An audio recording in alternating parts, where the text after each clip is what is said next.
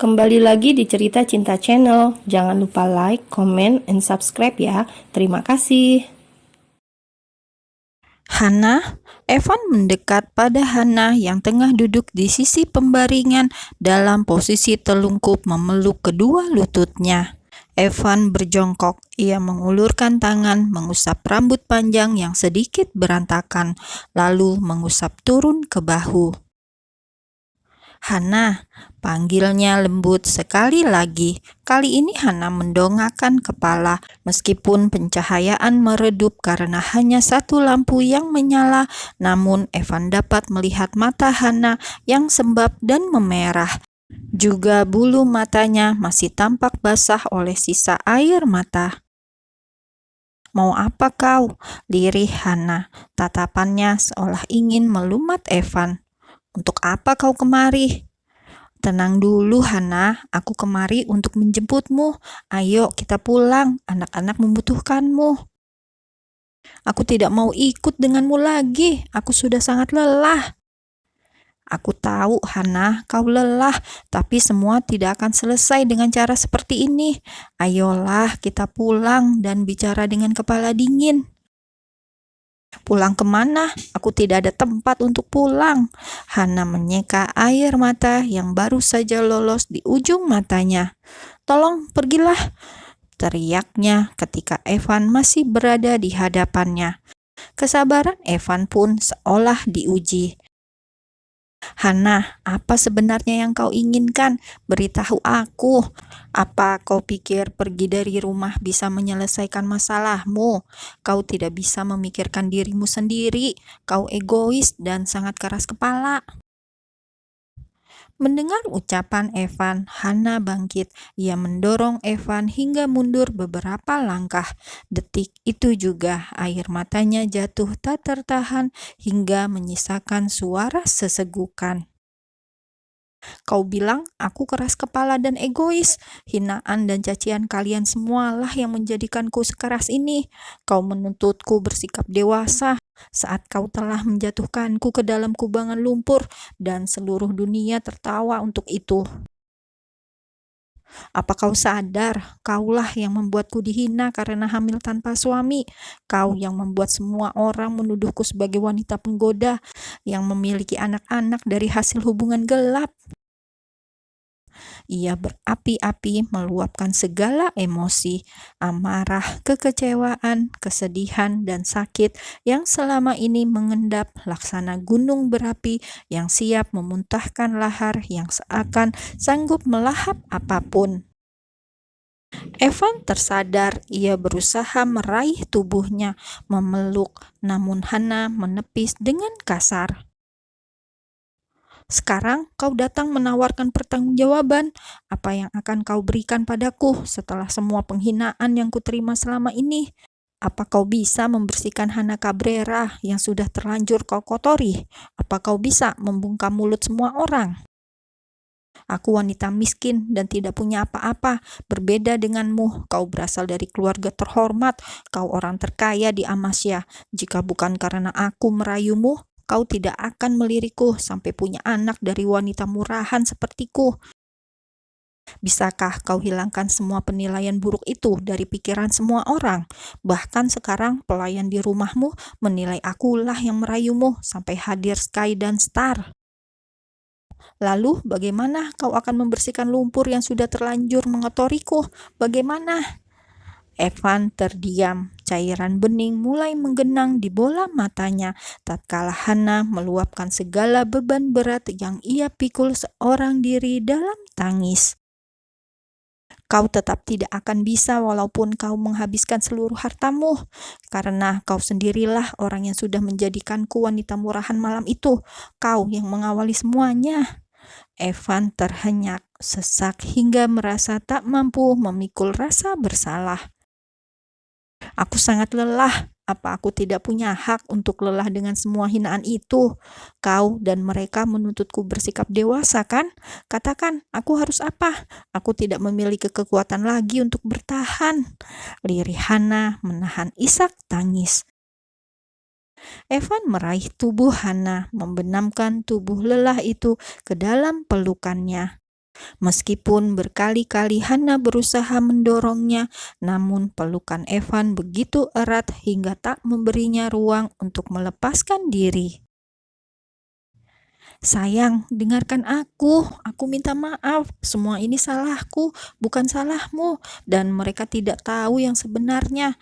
Akulah yang terlalu menginginkanmu, aku terlalu mencintaimu, sampai menanamkan bibit kebencian saat tidak bisa memilikimu. Kau sangat berharga bagiku." Evan mengusap-usap punggungnya dengan sentuhan lembut. "Setelah semua ini, kita akan mulai semuanya dari awal, di tempat yang baru, di lingkungan yang baru, di mana tidak ada seorang pun yang akan menghinamu. Sekarang menangislah sepuasmu." Hana larut dalam pelukan laki-laki itu, meluapkan tangisannya yang semakin lama semakin kencang. Sementara Osman yang berdiri di depan pintu mengusap ujung matanya, menoleh pada beberapa orang yang juga masih berada di sana. Mata Nyonya Ursula, Nyonya Gulsa, Nenek Laura, dan beberapa tetangga lain pun tampak basah oleh air mata. Mereka tenggelam dalam rasa bersalah. Mereka sadar bukan salah Hana jika memiliki hati sekeras batu. Merekalah yang mengeroyoknya dengan hinaan dan cacian. Menangis adalah respon alami manusia untuk meluapkan segala bentuk emosi, kesedihan, kekecewaan, amarah, frustasi. Tak hanya itu, bentuk kebahagiaan pun terkadang diluapkan dalam tangisan. Menangis menjadi salah satu mekanisme terbaik untuk menenangkan diri. Hana sudah menjadi lebih tenang setelah melepaskan beban yang menghimpit pundaknya selama ini. Tangisnya mulai terhenti, menyisakan suara sesegukan. Sementara Evan masih mengusap rambut dan punggungnya, sesekali membenamkan kecupan lembut di kening. "Kau tahu, kau adalah wanita yang luar biasa. Siapapun yang mendapatkanmu adalah laki-laki yang beruntung. Aku tahu berada di posisimu serba salah. Kau mengandung tanpa seorang suami. Kau tetap mempertahankan mereka tumbuh di rahimmu di saat sebagian wanita lain memilih menggugurkan. Walaupun dunia mungkin akan menghakimimu, kau melahirkan dan merawat mereka seorang diri, dan itu tidak mudah. Kau dipaksa keadaan untuk menjadi seorang wanita yang kuat dan dewasa, walaupun kau sebenarnya rapuh, dan kau menutupi semua kelemahan itu dengan baik, menjadikan Sky dan Star anak-anak yang luar biasa." Hana terdiam, menyesap aroma tubuh laki-laki itu. Ia larut dalam pelukan Evan untuk pertama kalinya, memejamkan mata sesaat, meresapi kehangatan yang menjalar saat kepalanya bersandar di dada laki-laki itu, hingga dapat mendengar detak jantungnya dengan jelas. Cairan bening itu menetes lagi tanpa dapat dibendung. Evan mengeratkan pelukan, menciumi keningnya berulang-ulang. "Maafkan aku mencintaimu, aku mencintaimu, aku mencintaimu." 3 kali Evan membisikkan kalimat itu di telinga Hana, hingga rasa hangat dan damai itu mulai merasuk. Mata Hana pun terpejam lagi dengan sendirinya, melepas rasa lelah yang membelenggunya. Osman masih tetap setia di depan pintu yang terbuka. Beberapa tetangga pun masih di sana, sebagian tetap tinggal karena penasaran apa yang akan terjadi selanjutnya. Sebagian lagi ingin meminta maaf secara langsung. Tak berselang lama, Evan keluar dengan membawa Hana di dalam pelukannya, menggendongnya menuruni 3 anak tangga yang berada di depan teras kecil. Hana tampak bersandar di dada Evan dengan mata terpejam. Menangis berjam-jam membuatnya lelah dan tidur dengan pulas. "Tolong beri jalan, Nyonya." Osman melangkah lebih dulu, menerobos beberapa orang yang memadati gang kecil itu hingga mereka menggeser posisi ke tepi. Evan berjalan di belakangnya dengan menggendong Hana, sementara beberapa orang mengekor di belakang hingga di ujung gang. "Silakan, Tuan." Osman membuka pintu mobil belakang, kemudian melirik beberapa tetangga. "Tuan dan Nyonya, saya rasa semua sudah jelas malam ini. Tolong jangan ada berita miring atau dugaan buruk lagi tentang Nona Hana. Jika itu terjadi, Tuan Askara pasti akan bertindak." "Baik, Tuan," jawab beberapa orang. Osman menganggukkan kepala sebelum masuk ke mobil. Mobil pun melaju meninggalkan pemukiman itu. Sesekali Osman melirik ke belakang. Evan menyandarkan punggung sambil membelai wajah Hana yang tidur di pangkuannya. Ia melepaskan jas dan membalut tubuh Hana. Udara kota Amasya cukup dingin malam itu. "Kita langsung pulang ke rumah, Tuan."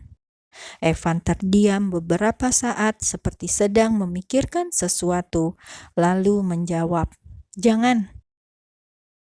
"Lalu kemana?" Sambil memperhatikan jalan di depannya, ia sesekali melirik ke belakang.